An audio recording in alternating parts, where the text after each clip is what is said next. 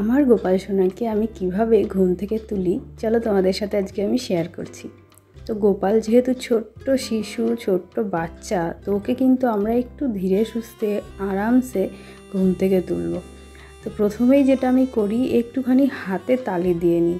গোপালকে ঘুম থেকে তোলার আগে একটুখানি শব্দ করে নিতে হয়, তো সেই জন্য হাতে তালি দিলাম এবং তারপরে আমার গোপাল সোনাকে আমি ঘুম থেকে তুলব এবং আলতো হাতে আদর করে গায়ে মাথায় হাত বুলিয়ে ধীরে সুস্থে গোপালকে ঘুম থেকে তুলব। গোপালকে কিন্তু সরাসরি এমনভাবে হঠাৎ করে তুলে দিতে নেই, একটু ধীরে সুস্থে সময় নিয়ে গোপালকে ঘুম থেকে তুলতে হয়। কারণ আমরা সবাই জানি গোপাল কিন্তু এত সকালে বা ঘুম থেকে উঠতে চায় না, একটু বায়না করে ঘুম থেকে উঠবো না বা কিছু, তো সেই জন্য একটু ধীরে সুস্থে আদর করে ঘুম থেকে তুলতে হয়।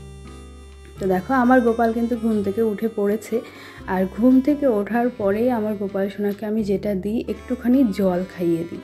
আমরা যেমন সকালবেলা উঠে একটু জল খাই, তেমনভাবেই গোপালকে একটুখানি জল খাইয়ে দিই এবং তারপরে যেটা করব, মুখ হাতটা একটু মুছে দেব।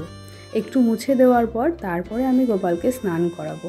আমার গোপাল যেহেতু সকালেই স্নান করে, তো সেই জন্য ঘুম থেকে তোলার পরেই স্নানটা করিয়ে দিই। আর যাদের গোপাল একটু বেলা করে স্নান করে, তারা এই সময় গোপালকে ভোগ নিবেদন করে দিতে পারো এবং পরবর্তীকালে গোপালকে স্নান করাতে পারো। কেমন লাগলো ভিডিওটি অবশ্যই জানিয়ে ছোট্ট একটা কমেন্টের মাধ্যমে। Tata, bye bye, Radhe Radhe.